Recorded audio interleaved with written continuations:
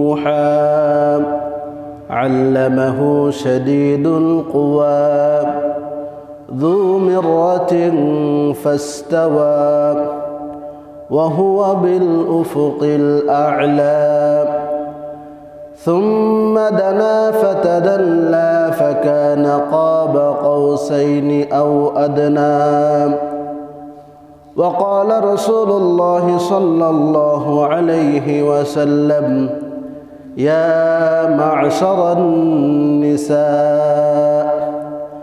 تصدقن فإني رأيت أكثركن في النار أو كما قال النبي صلى الله عليه وسلم شكل درسري پڑھی اللهم صل على محمد وعلى آل محمد كما صليت على إبراهيم وعلى آل إبراهيم إنك حميد مجيد اللهم بارك على محمد وعلى آل محمد كما باركت على إبراهيم وعلى آل إبراهيم إنك حميد مجيد الحمد لله আমরা সর্বপ্রথম সেই মহান রব্বুল আলামিনের শাহী দরবারে শুকরিয়া জ্ঞাপন করি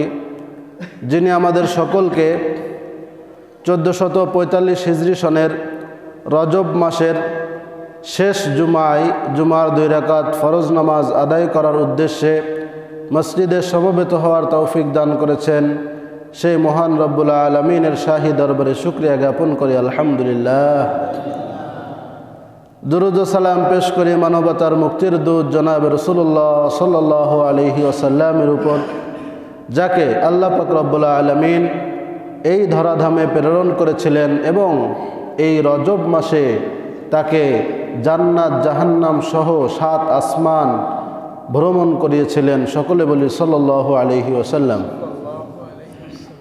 তো আমরা গত জুমায় আল্লাহ রসুলের মেরাজ সম্পর্কে আলোচনা করছিলাম। আল্লাহ রসুল মেরাজে গিয়েছিলেন এবং সেখান থেকে উম্মতের জন্য কি কি হাদিয়া নিয়ে এসেছিলেন এ সম্পর্কে আমরা আলোচনা করতেছিলাম।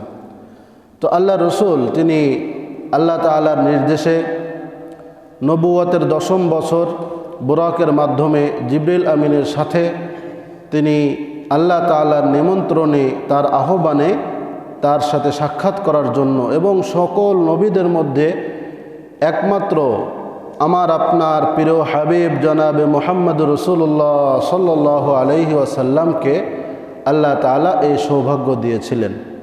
তো যেহেতু রজব মাস চলছে, এই রজব মাসে যখনই আমাদের সময় সুযোগ হবে আল্লাহ রসুল একটি দোয়া পড়ার জন্য আমাকে আপনাকে আহ্বান করেছেন, কথা ঠিক কিনা? সে দোয়াটি আমরা সকলে আরও একবার পড়ে নিই। আল্লাহুম্মা বারিক লানা ফি রজবিন ওয়া শাবান ওয়া বাল্লিগনা রমাদান। সকলে বলি আমিন।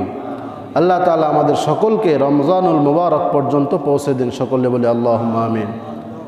আজকে হলো রজবের 30 তারিখ, অর্থাৎ আগামীকাল থেকে শাবান মাস শুরু হবে। তাহলে রমজানুল মুবারকের আর বাকি আছে কতদিন? 1 মাস, 29 অথবা কি 30 দিন। তো এজন্য যখন রজব মাস শুরু হতো আল্লাহ রসুল তিনি সাদ্দাল মিজারা, আয়েশা সিদ্দিকা থেকে বর্ণিত, যেভাবে আমরা কোনো কাজ একটু গুরুত্ব সহকারে জোরে সোরে করার জন্য আমরা কি করি? কোমরে গামছা বেঁধে নিয়ে টাইট করে, ঠিক কিনা? তো এখানে আয়েশা সিদ্দিকাও ওই একই শব্দ ব্যবহার করেছেন, সাদ্দাল মিজহারা। আল্লাহ রসুল তিনি তার যেভাবে আমরা কোনো কাজের গুরুত্ব বোঝানোর জন্য আমরা বলি যে কোমরে গামছা বেঁধে লেগে গেছে, ঠিক কিনা? তো আল্লাহ রসুলও তিনি কোমরে গামছা বেঁধে তিনি রমজানের প্রস্তুতিতে লেগে পড়তেন। আমার আপনার জন্য রমজানের 1 মাস পূর্বে থেকে রমজানের কিভাবে আমরা রমজান মাস কাটাবো, কিভাবে আমল করব, এই সম্পর্কে প্রস্তুতি গ্রহণ করার দরকার আছে কিনা? তো আমরা মেরাজ সম্পর্কে জানতেছিলাম। আল্লাহ রসুল তিনি মেরাজে গিয়ে আমার আপনার জন্য একটি হাদিয়া নিয়ে এসেছিলেন, সেই হাদিয়ার কথা বলেছিলাম। সেই হাদিয়াটা কি? 5 ওয়াক্ত নামাজ। হযরত মুসা আলাইহিস সালামের কাছে নবমবার যখন আল্লাহ রসুল আসলেন, আল্লাহ রসুলকে জিজ্ঞাসা করলেন, হে আল্লাহর রসুল, হে মুহাম্মদ, আল্লাহ তাআলা তোমাকে কমাতে কমাতে কত ওয়াক্ত নামাজে নিয়ে আসছে? তখন আল্লাহ রসুল বললেন যে 5 ওয়াক্তে নিয়ে আসছে। মুসা আলাইহিস সালাম বললেন যে আবার যাও, এই 5 ওয়াক্ত তোমার উম্মত পড়তে পারবে না, পড়বে না। এখন বাস্তবতার দিকে যদি আমরা লক্ষ্য করি, তাহলে মুসা আলাইহিস সালামের কথা ঠিক এবং বাস্তব প্রমাণ হয়েছে কিনা? হয়েছে। আমরা কতজন 5 ওয়াক্ত নামাজ পড়ি? তো মুসা আলাইহিস সালাম তিনি উম্মতের, কারণ তিনিও তো এক উম্মতকে পরিচালনা করেছিলেন। সেই উম্মতের নাম কি? বনি ইসরাইল। বর্তমান যে ইহুদি জাতি, এই ইহুদি জাতিকে মুসা আলাইহিস সালামকে জ্বালাতে জ্বালাতে একেবারে তার ওই যে বলে যে বেশি চিপলে কি হয়ে যায়, লেবু তিতা হয়ে যায়। মুসা আলাইহিস সালামকে তিতা বানিয়ে তারপরে এই বনি ইসরাইল ছাড়ছে। তো উম্মাত পরিচালনার একটি পূর্ব অভিজ্ঞতা, এক্সপেরিয়েন্স মুসা আলাইহিস সালামের ছিল। এজন্য তিনি বলেছিলেন যে 5 ওয়াক্তও পারবে না, আপনি আবার যান। তখন আল্লাহ রসুল বললেন, আস্তাহয়ি মির রব্বি, আমি আমার প্রভুর থেকে লজ্জা করি, আমার লজ্জা লাগে, আমি আর যাইতে পারবো না। 9 বার গেছেন, আর কতবার যাওয়া যায় কমানোর জন্য? তো এই জন্য কিয়ামতের দিন একটি জিনিসের হিসাব সর্বপ্রথম হবে, সেই জিনিসটার নাম কি? নামাজ। সেই ইবাদতটার নাম কি? আল্লাহ রসুল বলেন, আউয়ালু মা ইউহাসাবু বিহিল আবদু ইয়াউমাল কিয়ামাতিস সালাহ। কিয়ামতের দিন সর্বপ্রথম বান্দার কাছ থেকে নামাজের হিসাব নেওয়া হবে। যে ব্যক্তির নামাজ পরিপূর্ণভাবে থাকবে, নামাজের মধ্যে কোনো গড়মিল থাকবে না। আল্লাহ রসুল মেরাজের থেকে এই নামাজ হাদিয়া আমার আপনার জন্য নিয়ে এসেছেন। এই নামাজ যদি গুরুত্ব সহকারে কেউ আদায় করে, এই নামাজের ঘাঁটি, নামাজের হিসাব যদি কোনো ব্যক্তি সঠিকভাবে পার হতে পারে, তাহলে অন্যান্য ইবাদতের মধ্যেও তার কোনো ঘাটতি থাকবে না। এই নামাজের হিসাব সর্বপ্রথম এটা দিয়েই শুরু হবে। আর ফরজ নামাজের মধ্যে যদি কোনো ঘাটতি থাকে, তাহলে নফলের মাধ্যমে, নওয়াফিলের মাধ্যমে সেই ঘাটতি পূরণ করা হবে। এই জন্য যখনই আমরা সময় সুযোগ পাবো, 5 ওয়াক্ত নামাজের বাইরে নফল নামাজ, ইশরাক, আওয়াবিন, চাষ, যে নামাজগুলো রয়েছে, তাহাজ্জুদ, এই সকল নামাজের প্রতি আমার আপনার গুরুত্ব দেওয়ার দরকার আছে কিনা? একটি মাত্র নামাজ যার কথা আল্লাহ তাআলা কোরআনে বলেছেন, ফাতাহাজ্জাদ বিহি নাফিলাতাল লাক আসা আন ইয়াবআসাকা রাব্বুকা মাকামান মাহমুদা। আল্লাহ তাআলা বলেন, এই তাহাজ্জুদ নামাজের আপনি গুরুত্ব দিন। এই তাহাজ্জুদ নামাজ আপনাকে মাকামে মাহমুদ, আপনার আকাঙ্ক্ষিত যে মাকাম রয়েছে, যে মর্যাদা রয়েছে, সেই মর্যাদায় এই মাকামে মাহমুদে এই তাহাজ্জুদ আপনাকে পৌঁছে দিবে। তাহাজ্জুদ ছাড়া কোনো ব্যক্তি আল্লাহর প্রিয় বান্দা হতে পারবে? কোনো ব্যক্তি হতে পারবে না। তাহাজ্জুদ পড়া ছাড়া আল্লাহ তাআলার শ্রদ্ধাভাজন হওয়া, আল্লাহ তাআলার প্রিয় ব্যক্তিত্ব হওয়া, এটা কখনো কিনা সম্ভব না। তো আল্লাহ রসুল তিনি আমার আপনার জন্য 5 ওয়াক্ত নামাজ নিয়ে এসেছেন, এবং আরও একটি হাদিয়া আমার আপনার জন্য আল্লাহ রসুল নিয়ে এসেছেন, সেটা হলো আত-তাহিয়াতু, তাশাহুদ। অনেকের মুখস্থ হয়তো নাই, আছে? তাশাহুদ ছাড়া কি নামাজ হবে? তাশাহুদ পড়া কি ওয়াজিব। তাশাহুদ পড়া ওয়াজিব। যদি 4 রাকাত বিশিষ্ট নামাজ হয়, দ্বিতীয় রাকাতেও পড়তে হবে, চতুর্থ রাকাতেও কি পড়তে হবে। এজন্য যাদের তাশাহুদ মুখস্থ নাই, আমরা সকলে মুখস্থ করিনি, আল্লাহ তাআলা তৌফিক দান করেন। তাশাহুদ, আল্লাহ রসুল যখন আল্লাহ তাআলার সঙ্গে সাক্ষাতের জন্য গেলেন, আল্লাহ তাআলা তাকে বললেন, আল্লাহ তাআলাকে রসুল বললেন, আত-তাহিয়াতু লিল্লাহি ওয়াস-সালাওয়াতু ওয়াত-তাইয়্যিবাত। যখন আমরা কোনো বড় ব্যক্তিত্বের সঙ্গে সাক্ষাতের জন্য যাই, তার সঙ্গে আমরা হালপুরসি করি, সম্ভাষণ এবং সম্বোধন করি, সুন্দর সুন্দর বাক্য দিয়ে তার প্রশংসা করি। আল্লাহ তাআলার সঙ্গে যখন রাসূল সাক্ষাতের জন্য গেলেন, তখন সর্বপ্রথম তিনি বললেন, আত-তাহিয়াতু লিল্লাহ। সমস্ত প্রশংসা এবং সম্ভাষণ, সম্বোধন সব একজনের জন্য। চিল্লায় বলেন তিনি কে? আত-তাহিয়াতু লিল্লাহি ওয়াস-সালাওয়াতু ওয়াত-তাইয়্যিবাত, এবং যত শান্তি এবং যত রহমত বরকত যা কিছু আছে সব কিছু একজনের জন্য, চিল্লায় বলতে হবে তিনি কে।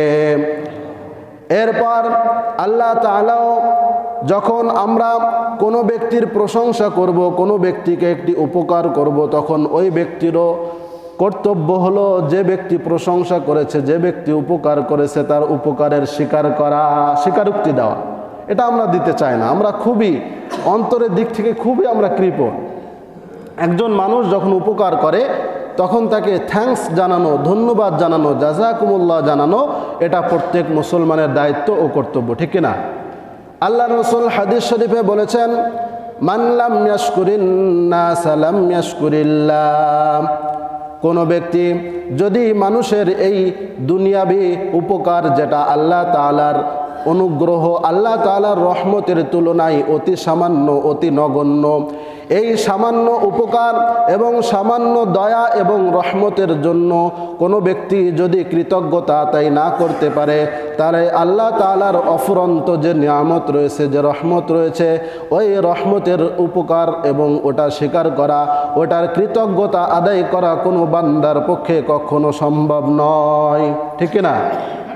আল্লাহ রসুল বলেছেন, মান লাম ইয়াশকুরিন নাস, যদি কোনো ব্যক্তি বান্দার কৃতজ্ঞতা আদায় না করতে পারে, লাম ইয়াশকুরিল্লাহ, ওই ব্যক্তি কখনো আল্লাহ তাআলার কৃতজ্ঞতা এবং আল্লাহ তাআলার যে প্রশংসা সে কখনো কি করতে পারবে না। এজন্য যখনই কোনো বান্দা কেউ যদি উপকার করে তাহলে তাকে থ্যাঙ্কস জানানো, ধন্যবাদ জানানো, এটা আল্লাহ রসুলের একটি কি সুন্নাত। আল্লাহ রসুলকে কখনো যদি কোনো ব্যক্তি তাকে অর্থনৈতিকভাবে আল্লাহ রসুলকে হেল্প করতেন, অর্থনৈতিকভাবে আল্লাহ রসুলকে কর্জে হাসানা দিতেন, যখন আল্লাহ রসুলকে ধার দিতেন, আল্লাহ রসুল যখন তাকে ফেরত দিতেন তাহলে তাকে 1.5 গুণ ফেরত দিতেন। কত গুণ? 1.5 গুণ। আল্লাহ রসুলকে যদি 10,000 টাকা দিতেন কেউ, আল্লাহ রসুল তাকে 15,000 টাকা ফেরত দিতেন। সুবহানাল্লাহ। এটা পূর্বের থেকে কোনো চুক্তি থাকবে না, যদি চুক্তি থাকে এটা কি হয়ে যাবে? সুদ হয়ে যাবে। আহাল্লাল্লাহুল বাইআ ওয়া হাররামার রিবা, আল্লাহ তাআলা সুদকে আমার আপনার জন্য কিয়ামত পর্যন্ত হারাম করে দিয়েছেন।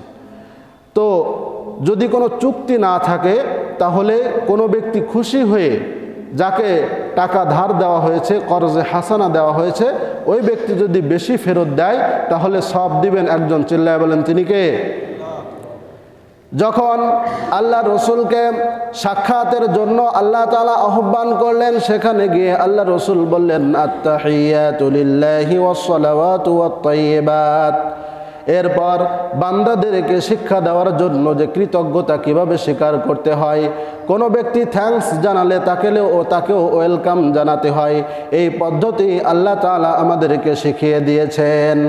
আল্লাহ তাআলাও বললেন, আসসালামু আলাইকা আইয়ুহান নাবিয়্যু ওয়া রাহমাতুল্লাহি ওয়া বারাকাতুহু।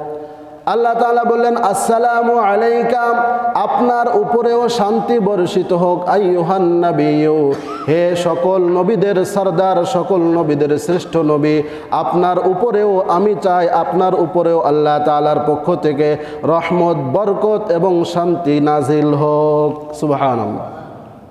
আল্লাহ তাআলা তাকে সম্ভাষণ জানিয়েছেন।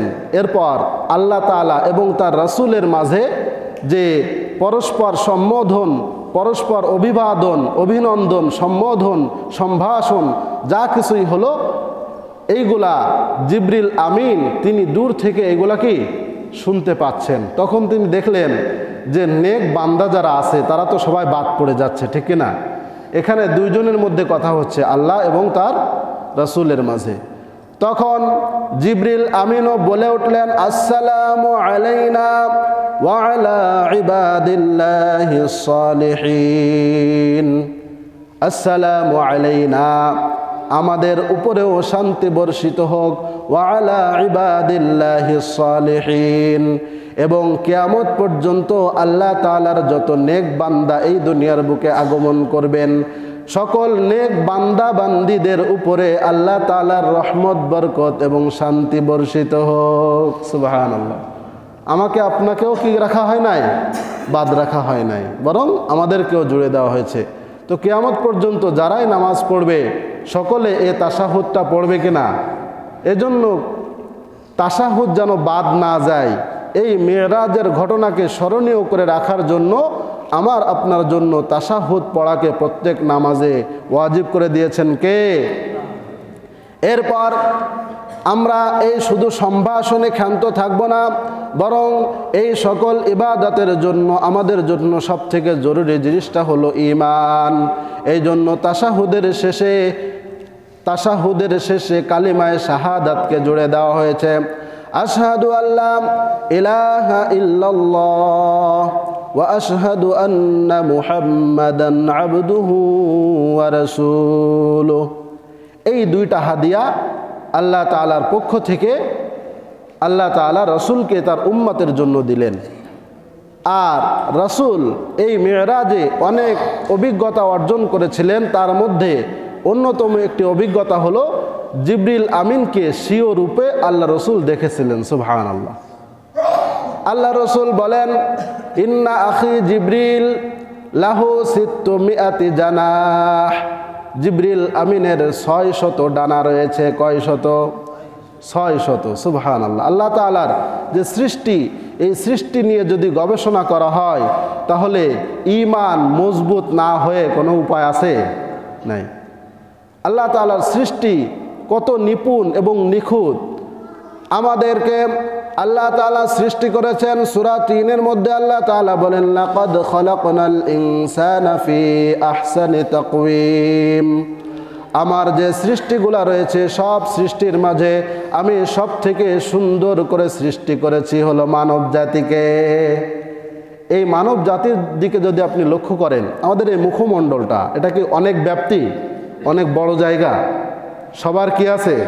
যাদের আল্লাহ তাআলা দিয়েছেন নাক আছে কিনা, চোখ আছে, মুখ আছে, কান আছে, আছে না? এই 1 বিঘার কম বেশি এই জায়গার মধ্যে কারোর সঙ্গে কারো কি মিল আছে? আছে। তো এই সামান্য জায়গার মধ্যে কি এমন ভিন্নতা আল্লাহ তাআলা দিয়েছেন যে একজনের দিকে আব্দুল্লাহর দিকে তাকালে বোঝা যায় যে এ আব্দুর রহমান না, ঠিক না? এবং সালিমুল্লাহর দিকে তাকালে বোঝা যায় যে এ কি কালিমুল্লাহ না। এটা কিভাবে সম্ভব? আল্লাহ তাআলার সৃষ্টির নিপুণতা এখানেই। আমরা যদি আল্লাহ তাআলা সৃষ্টি নিয়ে গবেষণা করি তাহলে আমাদের ঈমান বাড়িয়ে দিবেন কে? আল্লাহ তাআলার পক্ষ থেকে বান্দাদের জন্য নামাজ এবং তাশাহুদ হিদায়াত স্বরূপ দেওয়া হয়েছে এবং তাদের উপঢৌকন স্বরূপ আল্লাহ তাআলা দিয়েছেন। এবং মেরাজের রাত্রে আল্লাহ রাসূল তিনি জিবরিল আমিনকে স্বীয় রূপে দেখলেন। জিবরিল আমিন আল্লাহ তাআলার পক্ষ থেকে আল্লাহ রাসূলের কাছে যখন ওহী নিয়ে আসতেন বিভিন্ন রূপে আসতেন। কখনো কখনো হযরত দিহিয়া কালবি রাদিয়াল্লাহু তাআলা আনহু আল্লাহ রসুলের একজন কলিজার টুকরা সাহাবী, তার রূপে তিনি বেশি আগমন করতেন। একবার আল্লাহ রসুলের কাছে জিবরিল আমিন হযরত দিহিয়া কালবির রূপ নিয়ে আসলেন। ওই সময় দিহিয়া কালবি তিনি সফরে অনেক দূরে গিয়েছিলেন। তো সফর অবস্থায় যদি কোনো ব্যক্তি ফিরে আসে তখন তার চেহারার মধ্যে সফরের একটি ক্লান্তি ভাব থাকে, কিন্তু জিবরিল আমিন যখন দিহিয়া কালবি রাদিয়াল্লাহু তাআলা আনহুর সূরতে আসলেন তার চেহারার মধ্যে কোনো ক্লান্তির ভাব ছিল না। সেখানে এসে আল্লাহ রসুলকে জিজ্ঞাসা করলেন, আইয়ুল আমালি আফজালু ইনদাল্লাহ, আল্লাহ তাআলার কাছে সবথেকে প্রিয় এবং সবথেকে শ্রদ্ধাভাজন এবং সবথেকে প্রিয় ইবাদত কোনটি? আল্লাহ রসুল তাকে উত্তর দিলেন, আল ঈমানু বিল্লাহ, সবথেকে উত্তম ইবাদত হলো আল্লাহ তাআলার প্রতি ঈমান আনা, লা শারীকা লাহ, সেই ঈমানে কোনো শিরিক যুক্ত থাকতে পারবে না। আমাদের অমুক চাকরি আমাদেরকে খাওয়ায়, অমুক ব্যক্তি আমাদেরকে খাওয়ায়, অমুক ব্যবসা আমাদেরকে খাওয়ায়, এই বিশ্বাস কি রাখা যাবে? ব্যবসা তো সকলেই করে, লাভবান কেউ হয়, কেউ পথের ফকির হয়ে যায়, ঠিক না? তো ব্যবসায় যদি খাওয়াতো তাহলে কারো লাভ হবে, কারো লোকসান হবে, এটা কেন হবে? কেউ লাভবান হবে, কেউ ক্ষতিগ্রস্ত হবে, এটা কেন হবে? সকলে লাভবান হবে। বরং রিজিক আল্লাহ তাআলা তার নিজের হাতে রেখে দিয়েছেন। আল্লাহু হুয়ার রাজ্জাকু যুল কুওয়াতিল মাতিন। তো মিরাজের রাত্রে আল্লাহ রসুলকে আল্লাহ তাআলা জান্নাত জাহান্নাম সহ এই 7 আসমান পরিভ্রমণ করান। আল্লাহ তাআলা যখন তাকে জান্নাতে নিয়ে গেলেন তখন জান্নাতের নাজ ও নিয়ামত দেখে আল্লাহ রসুল তিনি সিজদায় পড়ে গেলেন। আল্লাহ তাআলা হাদিসে কুদসির মধ্যে বলেছেন, আ'দাতু লিইবাদিয়াস সালিহিন মা লা আইনুন রাআত ওয়ালা উযুনুন সামিআত ওয়ালা খাতারা আলা কলবি বাশার। আমি আমার মুমিন বান্দাদের জন্য এমন জান্নাত প্রস্তুত করে রেখেছি, মা লা আইনুন রাআত, যেটা কোনো চক্ষু কোনো দিন দেখে নাই, ওয়ালা উযুনুন সামিআত, কোনো কান কোনো দিন শ্রবণ করে নাই, ওয়ালা খাতারা আলা কলবি বাশার, এবং কোনো মানুষের অন্তর কখনো সেটা অনুধাবনও করতে পারবে না। এই দুনিয়ায় আমরা যদি মধ্যপ্রাচ্য সহ ইউরোপের দেশগুলোর দিকে লক্ষ্য করি তাহলে তারা কত উন্নত এবং কত সুন্দরভাবে এই দুনিয়াটাকে তারা সাজাচ্ছে। আর দুনিয়া সিজনুল মুমিনি ওয়া জান্নাতুল লিল কাফির, দুনিয়াটা হলো মুমিনের কয়েদখানার মতো।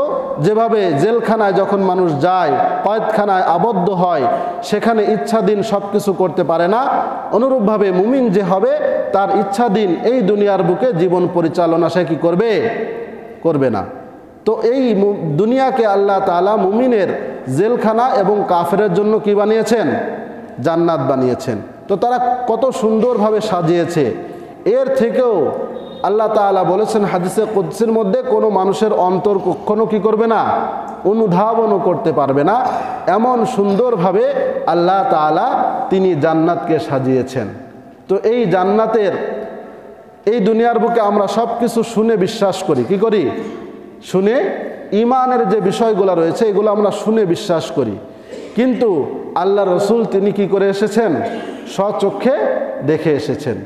যখন আল্লাহ রসুলকে জাহান্নামে নিয়ে যাওয়া হলো, আল্লাহ রসুল দেখলেন সেখানে এক শ্রেণীর ব্যক্তি রয়েছে যাদের নখ হলো লোহার নখ, তাদের লোহার নখ বানিয়ে দেওয়া হয়েছে এবং ওই লোহার নখের মাধ্যমে নিজেদের শরীরের মাংস তারা নিজেরা খুঁড়ে খুঁড়ে খাচ্ছে। আল্লাহ রসুল জিবরিল আমিনকে জিজ্ঞাসা করলেন, হ্যাঁ আখি জিবরিল, হে আমার ভাই জিবরিল, তুমি বলো তো দেখি এই ব্যক্তি কারা? হযরত জিবরিল আমিন বললেন, এই ব্যক্তি হলো তারাই, এই সকল ব্যক্তি হলো তারাই যারা দুনিয়ার বুকে মানুষের মাংস ভক্ষণ করত। কেউ কে আছে মানুষের গোশত খায়? কেউ আছে?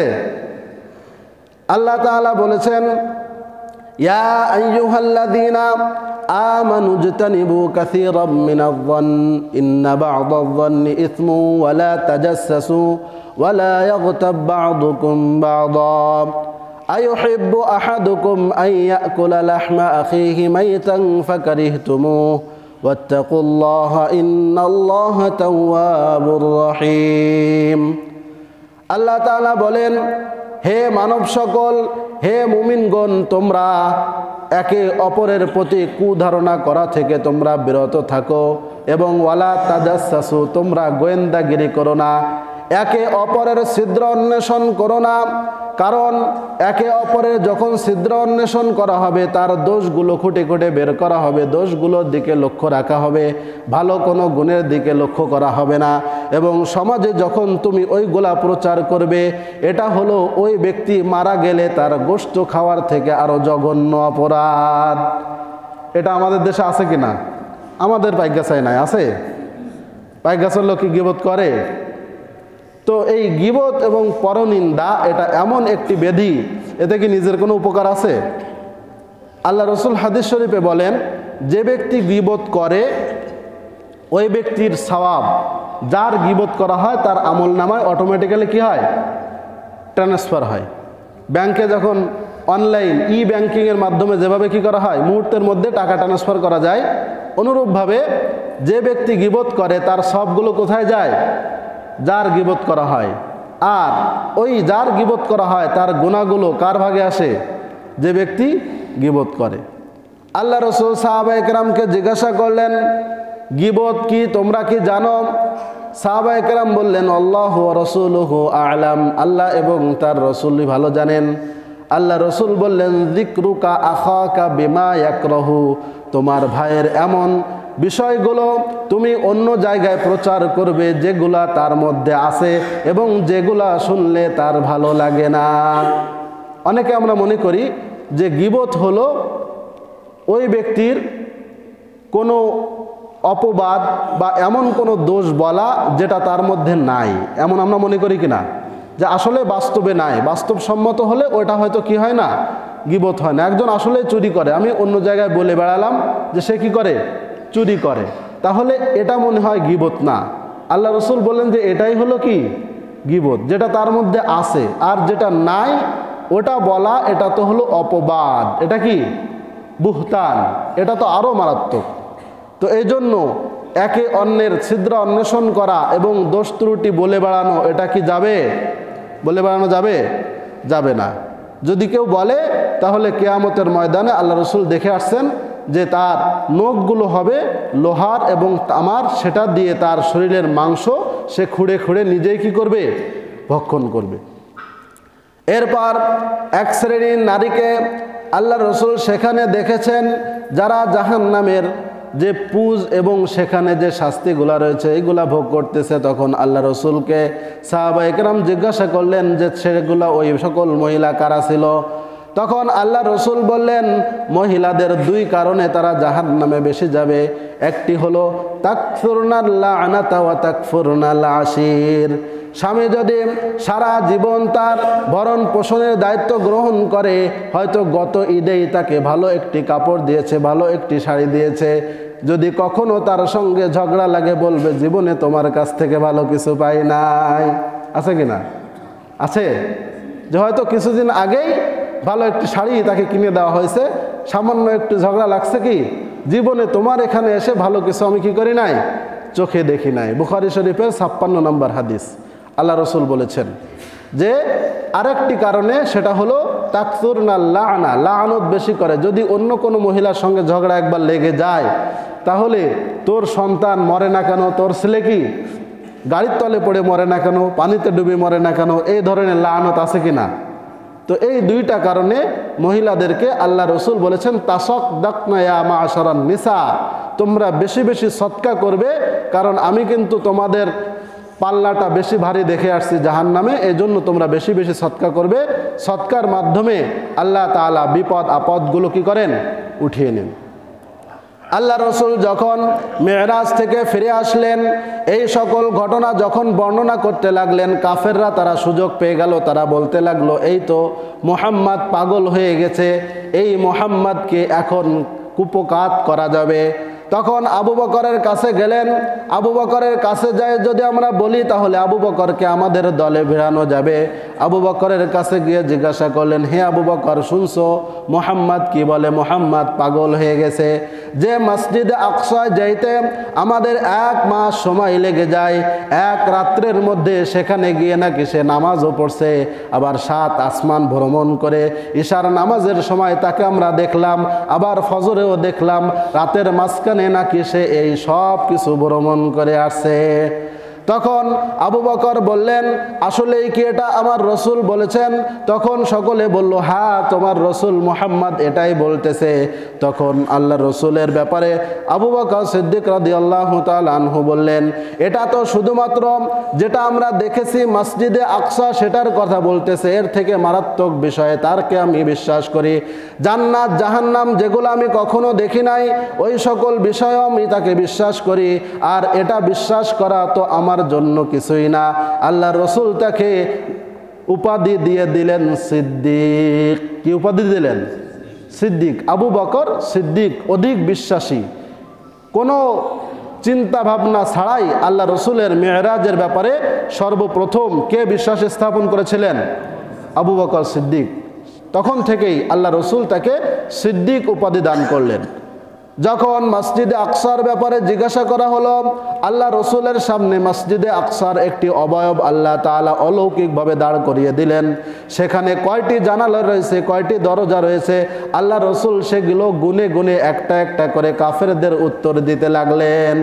তখন কাফেররা বলা শুরু করলো এতদিন মুহাম্মাদের জাদু দেখতাম যে আমাদের দুনিয়ায় চলে, এখন দেখি মুহাম্মাদের জাদু আসমানেও চলে। সুবহানাল্লাহ। তো এখান থেকে তারা জাদুকর বলা শুরু করলো। কি করলো? জাদুকর বলা। তো মেরাজ এটা হলো সত্য একটি ঘটনা, যেটার ব্যাপারে কোরআন এবং হাদিসে আসছে। এটার ব্যাপারে আমার আপনার বিশ্বাস করা দরকার আছে কিনা? এটা ঈমানের একটি অংশ। আল্লাহ তাআলা আমাদের সকলকে সর্ব অবস্থায় আল্লাহ রসুলের আনিত সকল বিষয়ের উপরে পরিপূর্ণভাবে বিশ্বাস স্থাপন করার তৌফিক দান করুন। ওয়া আখিরু দাওয়ানা আনিল হামদুলিল্লাহ।